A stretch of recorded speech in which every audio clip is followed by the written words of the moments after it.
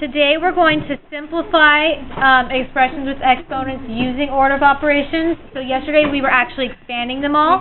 Today we're going to have expressions that we want to simplify. So the first thing that we're going to do is we're going to do a couple of examples. So example 1.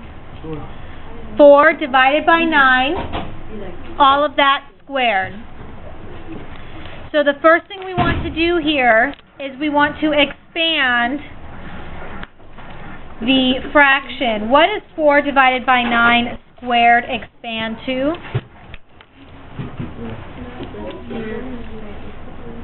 It expands to 4 over 9 times? 4 over 9. Good, 4 over 9. Well, that's not all we do. We want to simplify. So what we did last week was we just expanded. Today we want to simplify. How do I multiply fractions? Top by top and bottom by Top by top and bottom by bottom. So what is 14 divided, or times 4? 4 divided times 4. 16. Thank you, 16. 9 times 9. 81. 81. Is that my answer? Am I done? Can I reduce this at all? I can count the edge. No, you cannot. So this is it. Yes. Example 2. X plus 3 squared. Now all we have to do for these problems is we're going to go through order of operations. And I'm going to start evaluating the exponents without expanding. So I have x plus 3, all of that squared. Using order of operations, what's my first step? Chantel? Well, parentheses, right? And then exponents. Okay? But we don't have any parentheses. So we're going to do the exponents. What is 3 squared? 9. Good, 9. So we would get 8. We haven't used it yet, plus 9. And what is 8 plus 9? 17. And that would be your answer. So my answer is 17. Example 3. X plus 3 in parentheses, all of that squared. Okay, order of operations, what's the first thing I need to do? Good, parentheses. So inside the parentheses I have 8 plus 3, what does that give me? 11. So we would get 11 squared. What's 11 squared? Giselle, what's 11 squared? Very good, 121. I looked up there and I saw the wrong number. Okay. Oh, I looked at 12. 11 squared is the same as 11 times 11, which gives me 121. Do you guys know the trick for 11? Yes. Okay.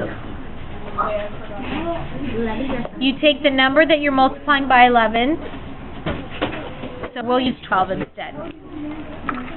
So the trick for 11, 12 times 11, you take the number you're multiplying by 11 and you add the two numbers together. So 2 plus 1 gives me 3. That's your middle number. The first number is the first number and the second number. Wow. So this is 12 on the outside, right? And you add them together on the inside to get the middle number. Oh, wow. Example 4. We're moving right along here. I'm not answering that.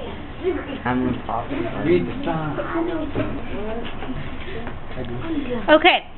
5 plus 3 squared, all of that divided by 2. According to order of operations, what part of this problem do I have to do first, Giselle? Parentheses. Do I have any? No, so I move on to what? Good, exponents, which means 3 squared.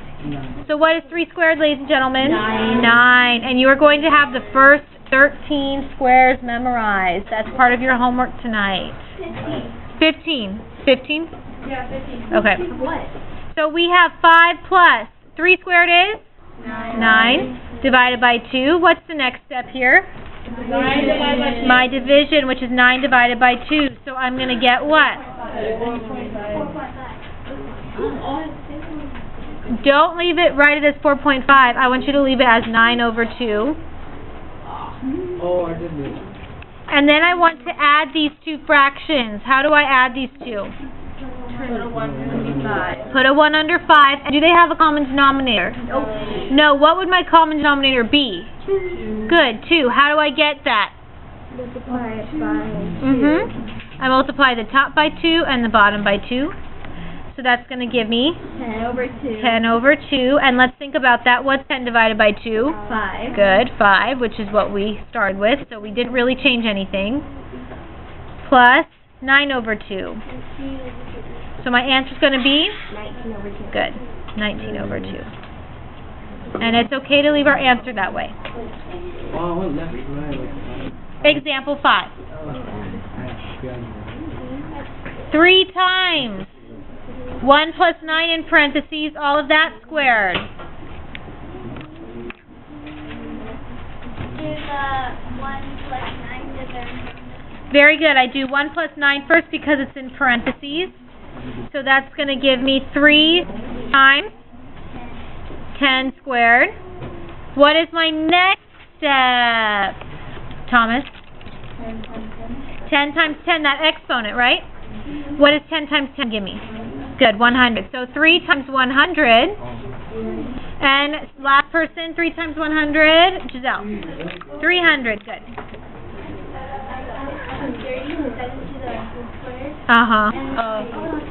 Yeah. Good. Good job, guys. So, we are also going to be asked to evaluate for a given variable. Now, the order is pretty much, what we do is pretty much the same thing. First step is we need to substitute, and you need to make sure that you put everything in parentheses. After we've substituted everything in, we just simplify using order of operations like we've been doing. Example. Example 6.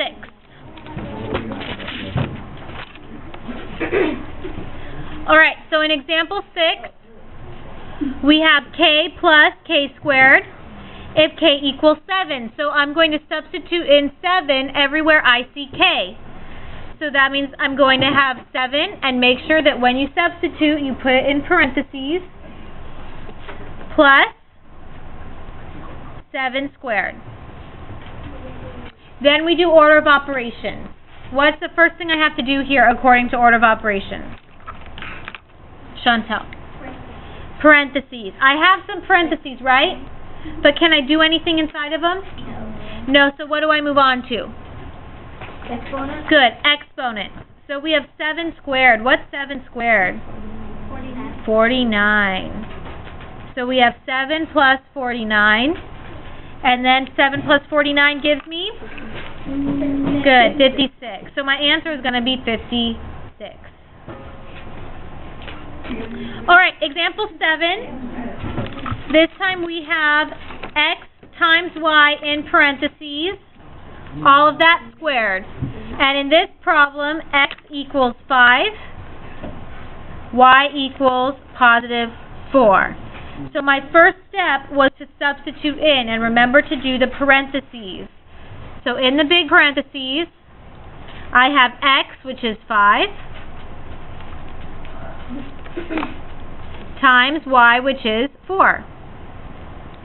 And all of that is being squared. Okay, order of operations. What's my first step?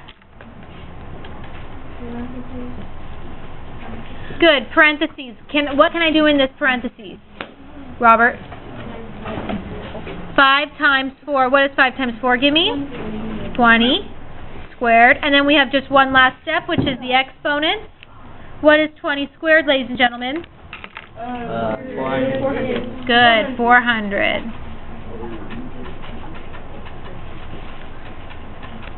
Okay, in example 8, we have k over m squared.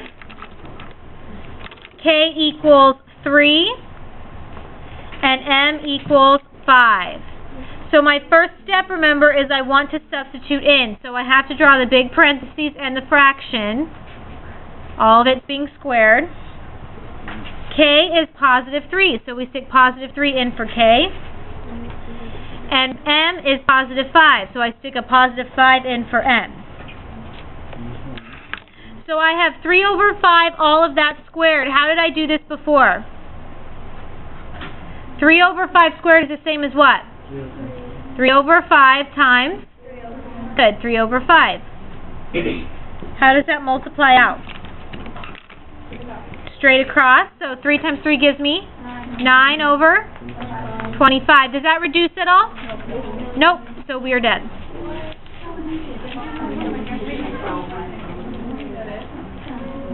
Okay, so what do I have to do here? First step is to do what?